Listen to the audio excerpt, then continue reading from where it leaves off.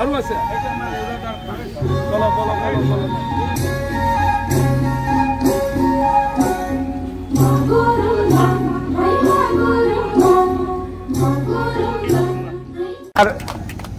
কোকৰাঝাৰ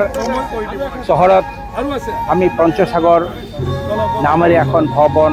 আমাৰ অসম বিধানসভাৰ মাননীয় অধ্যক্ষ আমাৰ বিশ্বজিৎ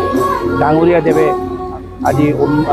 ইনোগ্ৰেশ্যন কৰিলে সেইকাৰণে আমি নথৈ আনন্দিত হৈছোঁ আমি সমূহ ৰাইজক আহ্বান কৰোঁ যাতে সকলোৱে আমাৰ এই বিবাহ ভৱন আহি বিবাহ আৰু আমাক সহযোগিতা কৰে ইয়াৰে আমি কামনা কৰিছোঁ ধন্যবাদ আৰু আছে